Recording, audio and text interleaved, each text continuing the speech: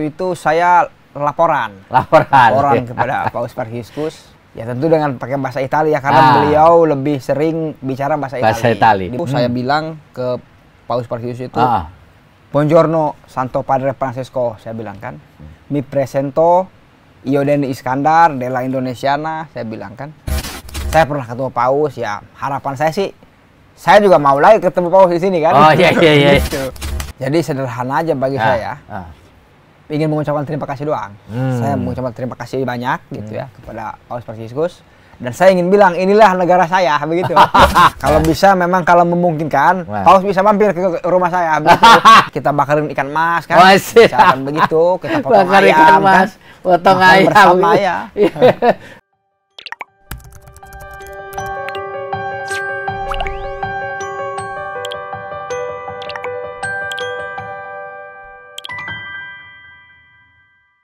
Tribuners, bertemu lagi dengan saya Feby Mahendra Putra, Direktur Pemberitaan Tribun Network. Paus Fransiskus, pemimpin umat Katolik sedunia, rencananya akan berkunjung ke Republik ini pada tanggal 3 sampai 6 September 2024. Ini adalah kunjungan Paus yang ketiga Indonesia. Yang pertama ketika Presiden Soeharto menjabat sebagai penguasa di Republik ini, lalu tahun 89 Paus Yohanes Paulus yang kedua berkunjung ke Indonesia, dan rencananya Paus Fransiskus akan bertandang ke negeri ini. Dan ternyata ada seorang mahasiswa Indonesia pada waktu itu atau orang Indonesia yang pernah berkomunikasi dengan Paus Fransiskus. Selain itu juga pernah belajar mengenai agama Katolik meskipun dia bukan Katolik di Vatikan selama 6 bulan. Dan narasumber kita ini juga ikut mengetahui atau mengikuti perkembangan dari rencana kedatangan Paus. Saya telah bersama dengan Bang Denny Iskandar. Ya, beliau ini adalah seorang alumnus dari Universitas Islam Negeri Syarif Hidayatullah di Ciputat, Jakarta. Dan kita akan ngobrolin seputar pengalamannya berada di Italia dan berkomunikasi dengan Paus Fransiskus. Saya akan sapa Bang Denny. Assalamualaikum, Bang. Waalaikumsalam, Pak. Wah, luar biasa. Saya mendengar informasi bahwa Bang Denny ini sudah lama tahu bahwa Paus Fransiskus ini akan berkunjung ke Indonesia. Ya. Bisa diceritakan, Bang Denny?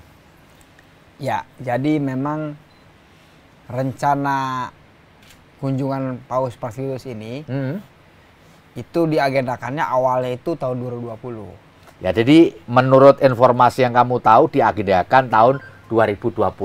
Nah, terus lanjut. Itu waktu itu kebetulan saya pernah ngobrol dengan salah satu orang Indonesia yang hari ini masih menjadi orang penting di Vatikan itu. Namanya Padre Marco, guru saya. Saya bilang dengan beliau juga, apakah ini ada nanti Paus Fransiskus mau datang ke Indonesia atau bagaimana? Beliau bilang, insya Allah, maksudnya bukan insya Allah, beliau bilang ada agenda untuk datang tuh ada, Den. Cuma memang untuk waktunya harusnya 2020 karena kondisi COVID, jadi ditunda. Kalaupun misalkan hari ini datang, ya alhamdulillah berarti gitu ya. Ya. Gitu. Sebelumnya juga memang Padre Marco tuh bilang bahwa Paus Fransiskus itu akan datang ke Indonesia setelah beres Pilpres. Oh, jadi memang dia bilang bahwa Paus Fransiskus akan berkunjung ke Indonesia setelah pemilu atau Pilpres tuntas. Selesai. Bang Denny, supaya pendengar kita, pembaca kita ngerti, bisa cerita sedikit mengenai pengalaman Anda berangkat ke Vatikan untuk belajar mengenai agama Katolik. Silakan. Jadi memang awalnya saya tuh tidak pernah terpikir untuk bisa sekolah di Vatikan ya. Karena saya juga tidak tahu Vatikan itu apa gitu. Yang saya tahu Vatikan ini cuma gereja aja begitu. Ternyata ini setelah saya mendapatkan slot beasiswa yang itu direkomendasikan oleh Pak Putut Prabantoro, itu senior saya itu. Ternyata Vatikan ini negara, Pak. Jadi baru tahu kalau negara. Baru tahu saya. Nah, karena beliau Vatikan itu negara, itu punya yang namanya lembaga pendidikan, sekolah-sekolah begitu. Dan termasuk saya juga sekolah di Vatikan di sekolah Vatikan yang letaknya itu ada di Kota Roma. Saya perlu klarifikasi karena memang di YouTube ini banyak yang bilang bahwa di Vatikan tuh ada sekolah segala macam. Sebenarnya ini di Vatikan itu nggak ada sekolah. Memang ada sekolah Vatikan, cuma letaknya ada di Kota Roma begitu. Jadi kalau di Vatikan itu nggak ada sekolah begitu. Seperti itu, Pak. Nggak bisa cerita. Waktu itu kamu berangkatnya kapan? Jadi waktu itu saya berangkatnya itu bulan Februari. Tahun 2023 saya berangkat. Itu sampai selesai Juni saya tuh. Jadi tahun 2023 berangkat ke Vatikan. Apa yang kamu lakukan di sana? Jadi di sana itu saya belajar tentang gereja Katolik. Nama tempat belajarnya apa? Kalau untuk di bidang akademiknya saya belajar di Sekolah Dewan Kepausan. Oh, Sekolah Dewan Kepausan. Nah, itu pertama di Santo Thomas Aquinas ya. Kedua saya belajar juga di Gregoriana. Yang ketiga juga itu kan Nostra Aetate itu kan punya lembaga pendidikan juga itu. Ada juga ruangan belajarnya itu. Gitu. Jadi saya di 3 institusi itu belajar. Yang kamu pelajari adalah soal Katolik ya. Soal agama Katolik, gereja Katolik gitu. Nah, selain kamu belajar mengenai gereja Katolik dan Katolik, apalagi yang kamu pelajari atau kamu lihat selama berada di Vatikan selama 6 bulan? Jadi saya di Kota Roma ini itu saya belajar tentang dialog tentangnya. Utamanya tentu tentang dialog yang dibangun berdasarkan perspektif gereja Katolik. Dialog ini tentu temanya itu seputar perdamaian dunia seperti itu. Kedua, di Angelicum saya itu belajar tentang teologinya, Mas. Jadi saya belajar Trinity. Kalau di Indonesia itu umumnya disebut Tritunggal Maha Kudus itu belajar saya. Kemudian juga saya belajar eskatologi. Di samping saya belajar secara akademik gitu ya. Saya kan memang tinggal di Biara, Mas. Oh, tinggalnya di Biara ya? Di Biara. Biara saya tinggal itu di namanya San Gregorio Celio. Nah, di sana itu memang saya belajar tentang hidup intinya itu. Secara garis besar ya. Saya mengamati, saya pelajari pola hidup orang-orang Katolik, utamanya para orang biarawan Katolik yang itu memang notabene para imam dan biarawan-biarawati. Jadi saya belajar banyak dengan beliau begitu. Ya. Dan selama berada di Vatikan, ya di Roma juga lah, di Italia lah intinya, apakah pernah bertemu secara fisik dengan Paus Fransiskus ini? Oh, pernah saya. Pernah. Coba ceritakan gimana itu ceritanya. Itu untuk hari Rabu 2 kali. 2 kali saya lihat dari jendela itu Paus ya. Untuk yang momen pentingnya itu 1 kali itu. Iya. Itu mah bener saya jumpa muka tuh. Dekat betul saya ketemu itu. Terus berdialog juga? Berdialog saya. Apa yang saudara sampaikan pada waktu itu?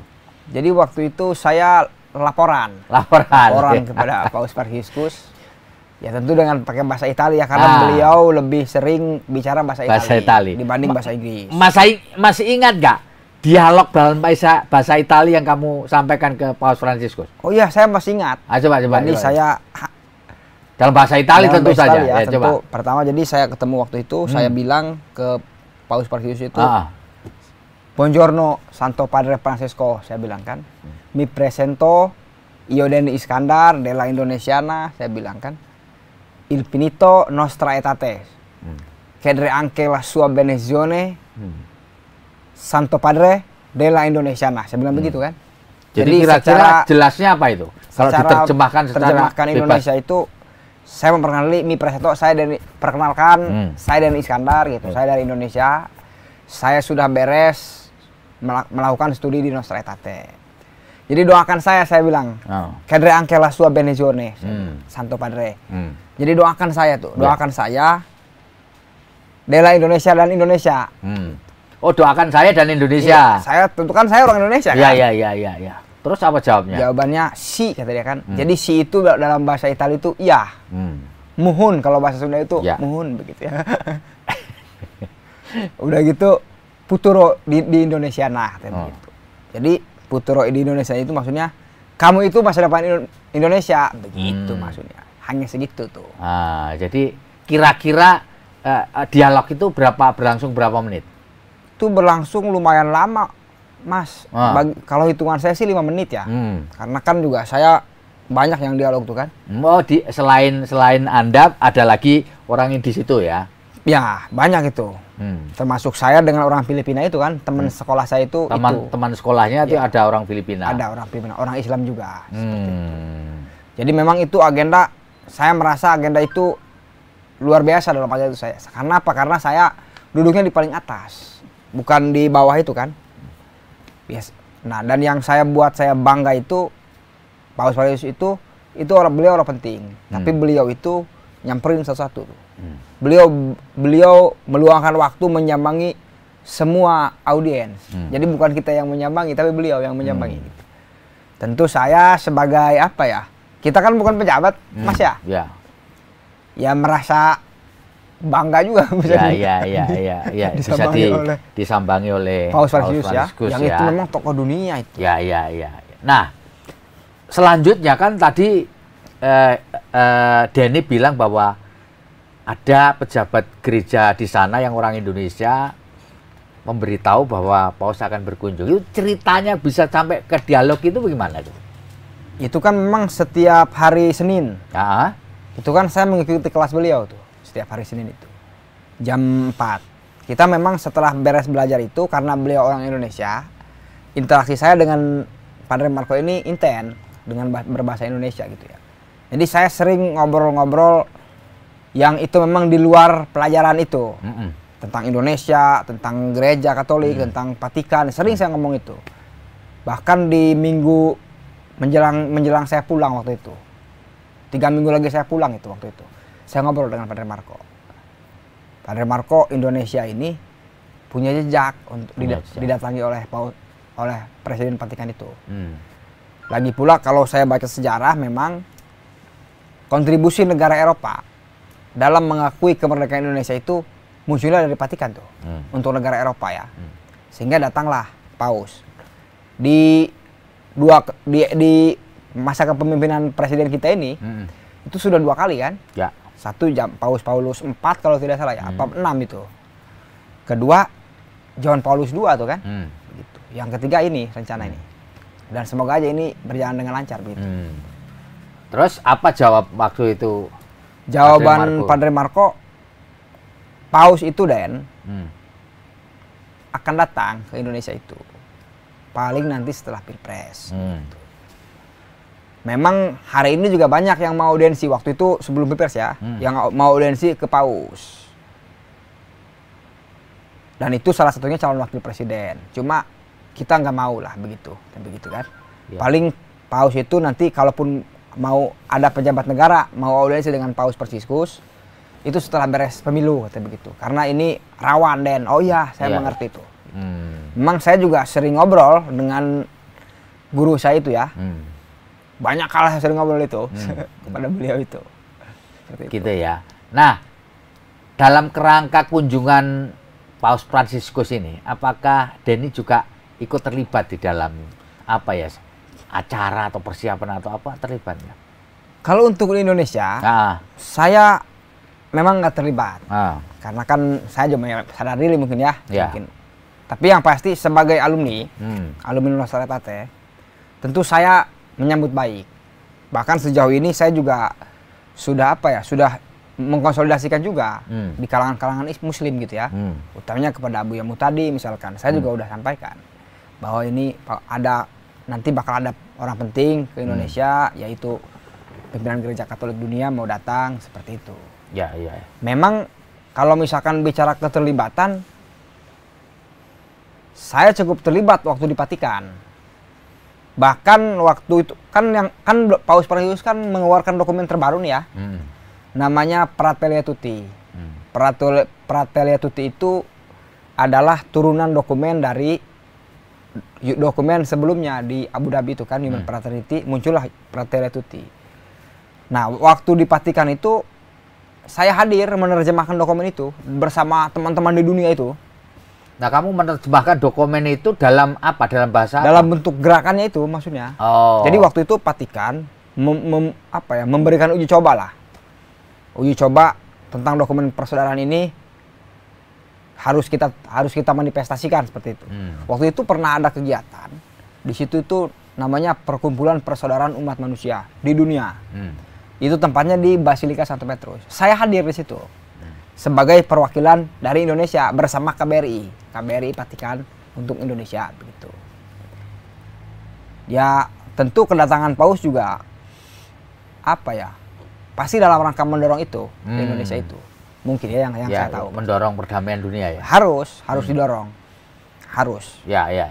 Nah, selama berinteraksi dengan kalangan Katolik di Vatikan, sekali juga dengan Paus tuh, kesan kamu terhadap Paus Fransiskus ini apa? Bagi saya, Paus Fransiskus ini itu orang sakti, itu orang hebat itu beliau itu. Kenapa saya bilang hebat? Jadi sekalipun beliau ini tinggi, tapi beliau itu apa ya? Mau menyapa begitu. Ya buktinya misalkan orang seperti saya ini disambangi oleh Paus Fransiskus gitu kan? Sebagai audiensnya gitu. Ini kan luar biasa begitu. Itu ya. Kedua juga yang saya tahu Paus Fransiskus ini dia ini concern bicara tentang apa ya? Peran gereja lah. Peran gereja ini, gereja harus tampil, harus membela kaum tertindas, kaum miskin seperti itulah. Jadi ini mah agak sedikit aktivis gitu kayaknya kalau bagi saya. Aktivis gitu ya. Paus Fransiskus itu punya jiwa apa ya? Jiwa kemanusiaan tinggi nih. Iya. Bang Denny, saya mendengar juga sebagai alumni dari Nostra Aetate gitu ya. Tentu Anda punya harapan gitu ya, punya hope gitu ya. Apa sih manfaat dari kunjungan Paus Fransiskus ke Indonesia ini? Kira-kira manfaatnya apa sih dilihat dari sosok Denny sebagai orang yang pernah 6 bulan belajar di Vatikan gitu.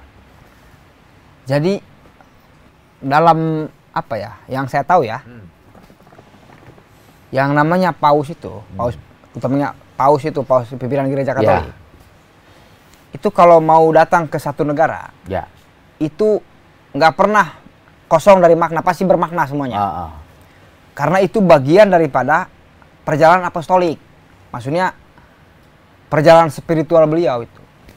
Kedatangan kedatangan yang mulia Paus Fransiskus ini, bagi saya ya, ini beliau ini mau berziarah gitu, napak tilas kalau bahasa kita ya. Kenapa? Karena memang paus-paus sebelumnya itu ingin datang ke Indonesia, pernah datang ke Indonesia. Dan hari ini kan kita melihat kedatangan beliau ini kemana-kemana agendanya kan, ke mana? Ke Jakarta misalnya ya. Kemudian juga ada ke NTT, ada ke Pontianak. Kemudian juga nanti di Jakarta yang ada, saya dengar kabar katanya mau ke Atmajaya. Yang memang itu tempat-tempat yang sudah diagendakan oleh Paus Fransiskus itu apa namanya ya? Pernah juga dikunjungi oleh paus-paus sebelumnya, seperti itu. Kalau bicara soal harapan, sebenarnya begini, bagi saya sih ya, saya sebagai Muslim, yang memang itu bukan Katolik saya, tapi saya punya harapan bahwa kalau memang spiritnya gereja Katolik atau kedatangan paus ini membangun dialog atau menerjemahkan dokumen Fratelli Tutti seperti yang disampaikan Bapak Kardinal Soeharto itu ya, harusnya dialog ini apa ya, dilakukan itu secara apa ya, secara intens begitu. Dan itu dibuktikan, harusnya idealnya itu paus itu datang ke Indonesia itu datangnya ke Banten tuh harusnya. Kalau bagi saya. Oh, bagi kamu harusnya datang ke Banten. Ke Banten, kenapa? Karena simbol Islam itu di Banten. Begitu. Islam di Indonesia ya terutama ya. Iya, terutama Islam di Indonesia itu di Banten simbolnya. Yang disebut Islam itu Banten. Seperti itu. Ini supaya selaras dengan misalkan yang sudah dilakukan sebelum-sebelumnya. Misalnya kedatangan Pak dalam rangka membangun apa ya, keharmonisan antara Islam dan gereja Katolik di Abu Dhabi, misalkan datanglah misalkan ke Abu Dhabi buat perjanjian segala macam. Di Indonesia itu baik juga kalau misalkan Paus Fransiskus itu datang ke Banten seperti itu. Itu ya harapannya ya, karena itu simbol dari Islam dari, menurut Denny ya. Iya. Karena elit Nahdlatul Ulama juga dari Banten kan. Abu Yahya Muhtadi itu apa ya? Di atas Rois Am itu seperti itu. Gitu ya. Iya, Dewan Muhtasyar atau apa begitu. Oke, ini saya kepengen tanya yang ringan. Kan tadi disebutkan bahwa Denny selama berada di Vatikan itu tinggal di biara ya, bersama para imam tentu saja, para rohaniwan gitu. Itu gimana ya jadi kata merasakannya? Kan sampean harus melakukan ibadah sholat, ya kan? Nggak ada masalah pada waktu. Justru bagi saya nggak ada masalah. Justru para imam yang saya ketahui itu mengerti Islam mereka itu. Oh, ngerti ya? Mengerti. Misalkan saya puasa nih, saya berpuasa waktu itu. Oh, puasa waktu itu ya? Puasa saya itu beda dari kayak di sini, 15 jam saya puasa Ramadan itu. 15 jam ya? Nggak makan, nggak minum kan? 15 jam di Italia itu. Fair. Mereka itu fair, kemudian juga peduli orang ya. Misalkan kan di sana kan kehidupan imam itu kan disiplin. Dari mulai cara makan, cara tidur, segala macam disiplin pokoknya pola hidup itu.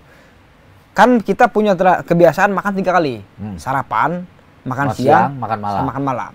Karena saya puasa, saya 2 nih, saya nggak sarapan, nggak makan siang. Ya. Tapi kan itu digantikan itu. Dijadikan 2. Jadi setiap sahur itu setiap beres makan malam, saya dibekelin begitu. Oh, ada bekal setelah makan malam ya? Dan itu hitungannya porsi makan siang saya seperti itu. Oh, gitu. Artinya fair. Gitu. Ya. Dan bahasa yang komunikasi yang dipakai sehari-hari apa kalau boleh saya tahu? Kalau waktu tinggal di biara itu? Waktu tinggal di biara itu 80% Itali. Italiano itu 80%. Kalaupun ada bahasa Inggris juga paling yang turis-turis gitu ya, yang berkunjung ke biara begitu. Itu memang menggunakan bahasa Inggris. Jadi selama proses kehidupan sehari-hari di biara, Denny berkomunikasi dalam bahasa Itali ya? Ya, karena Inggris, kadang Itali gitu campuran ya? Campuran. Saya kan juga bisa bahasa Itali, nggak pernah belajar saya. Oh gitu ya? Justru saya datang dari Itali, datang ke Roma saya kan, ya saya di situ belajar otodidak begitu kan. Oh gitu ya? Jadi belajarnya otodidak ya? Otodidak. Nah, tapi bahwa selama berada di sana, ada orang Indonesia yang Anda kenal di sana kan banyak juga? Banyak sekali. Ini yang harus kita ketahui. Bahwa diaspora Indonesia di kota Roma itu, di Vatikan itu, diaspora Pak Imam itu kuat. Jadi memang saya bangga juga. Saya bangga juga sebagai orang Islam, sekalipun saya bukan Katolik, saya bangga juga dengan diaspora Vatikan itu. Jadi kalau tidak salah sekarang itu ada tiga orang Indonesia yang hari ini berkiprah menjadi pimpinan umum dunia itu. Baik itu di kongregasi maupun di ordo. Misalkan yang kemarin baru terpilih jadi uskup Enda itu, namanya Padre Paul Kleden itu ya. Itu Padre Budi itu, beliau pimpinan kongregasi dunia itu, SVD. SVD ya? SVD. Terus siapa lagi yang... kemudian juga ada OSC. Ordo Salib Suci itu kan. Itu orang Kuningan itu pimpinan dunianya. Oh, Jawa Barat? Orang Jawa Barat. Itu namanya Padre Laurentius Tarvin. Kemudian juga ada MSF tuh. Itu juga orang Jawa Tengah. Dan saya bangga, kita bangga. Kenapa? Karena diaspora Indonesia di Vatikan itu bisa memperkuat posisi negara kita gitu. Ya. Jadi ada kebanggaan gitu Mas. Ya. Selama berada di sana, apakah ada orang dekat yang sudah Anda anggap sebagai orang tua sendiri gitu? Oh, itu ada. Ya, gimana itu cerita? Jadi itu salah seorang suster. Nah, itu dari kongregasi juga itu. Itu udah saya anggap ibu saya sendiri tuh. Itu orang mana? Itu orang Jawa Tengah kalau nggak salah itu. Orang Jawa Tengah. Beliau itu. Namanya Francisca. Saya sering nyebut Madre Francisca itu. Beliau juga sama, pimpinan kongregasi juga itu di sana. Beliau itu juga sudah lama di Roma, kota Roma ya, seperti itu. Ya itu udah saya anggap ibu angkat saya sendiri itu. Dan masih sering berkomunikasi ya? Intens sampai sekarang. Sampai sekarang ya? Semua orang pastor-pastor maupun suster-suster, baik yang satu kelas sama saya, maupun yang pernah saya jumpai, intens saya membangun komunikasi. Ya. Apakah mereka juga ngobrolin juga dengan rencana kedatangan Paus? Oh iya. Ngobrolin juga dengan Denny ya? Ngobrol. Jadi memang justru dari padre-padre di Roma maupun suster itu justru menyuruh saya untuk apa namanya ya, untuk mengawal juga kedatangan Paus Fransiskus seperti itu. Kalau saya sih oke gitu ya. Lagi pula kan hitungannya saya pernah ketemu Paus ya, harapan saya sih saya juga mau lagi ketemu Paus di sini kan. Oh iya. Gitu. Kalau ada kesempatan mau juga lah ketemu lagi dengan Paus ya. Saat berada di Indonesia ya. Kita mau ngasih emping lah kira-kira. Biar ini kan. Baik Dan kalau boleh saya tahu Bang Denny, dari 6 bulan belajar lah ya, menimba ilmu di Vatikan, di Roma gitu ya, manfaat buat Denny sendiri apa? Buat saya, ini tentang cara pandang, Bang. Oke. Jadi cara pandang kita itu terbuka tuh. Jadi kita ini, kalau saya udah belajar di Roma itu, kita melihat bahwa ya hidup ini bukan soal surga dan neraka doang hidup ini. Begitu itu secara besar ya. Tapi hidup ini bagaimana kita mengasihi. Kita itu kita itu menjadi Rohman Rohim bagi sesama manusia, seperti itu. Bagi saya begitu ya. Itu ya, pelajaran yang bisa dipetik ya. Iya. Dan kalau boleh saya tahu pada waktu itu yang dapat beasiswa untuk ke Nostra Aetate cuma Denny ya? Dari Indonesia? Denny doang, saya doang sendiri waktu itu. Sendirian aja ya. Baik, ini pamungkas dari saya, pertanyaan dari saya buat Bang Denny.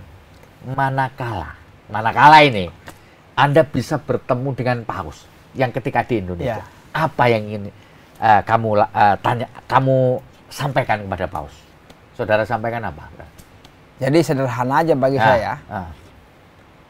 Saya tuh ingin mengucapkan terima kasih doang. Saya mengucapkan terima kasih banyak gitu ya kepada Paus Fransiskus, dan saya ingin bilang inilah negara saya begitu. jadi kalau ketemu mengucapkan terima kasih sambil menyampaikan Paus Fransiskus, inilah negara saya. Inilah negara saya. Kalau bisa, memang kalau memungkinkan, Paus bisa mampir ke rumah saya. Ini menarik ini. Paus suruh mampir ke rumahmu gitu kan. Nah, kalau kamu mampir di rumahmu, terus kamu suguhi apa?